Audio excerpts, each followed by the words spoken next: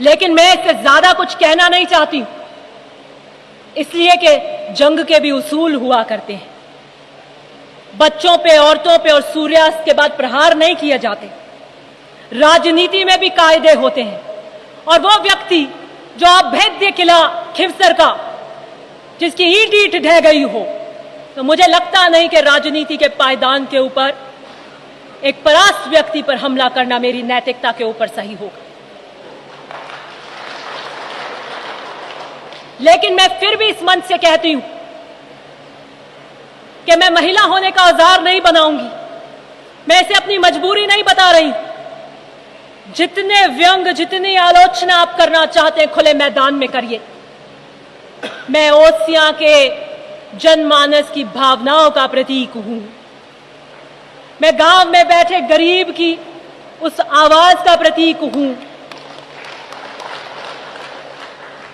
मैं गांव में बैठे वो किसान की झुर्रियों का प्रतीक हूं, जो आकाश की तरफ टकटकी लगाकर देखता है कि बारिश होगी तो मैंने धरती का सीना जिसको खोदा है, वो खेत जिसे मैं मंदिर कहता हूं, उसे फल आएगा, उसकी उपज का सही दाम मिलेगा।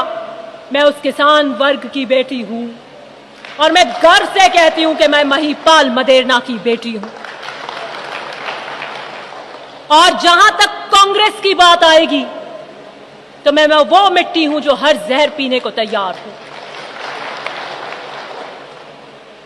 मैं कांग्रेस विरासत में लेकर आई हूं। मेरे दादाजी ने कांग्रेस पे टिकट पे चुनाव लड़ा,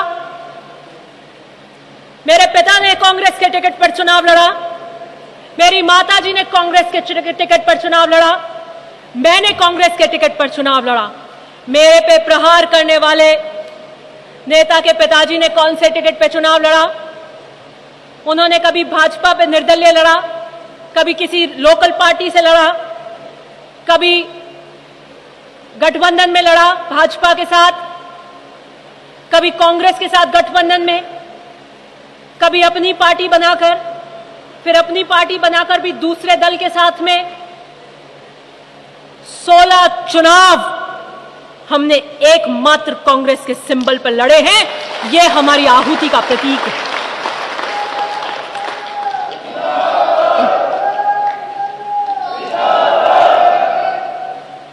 और ये जब लड़े हैं जब जनता का विश्वास अर्जित किया है। ये जब लड़े हैं जब आपके बीच में तपे हैं। ये जब लड़े हैं जब संघर्ष किया है, जब चट्टानों से टकराए हैं, लहरों से टकराए हैं।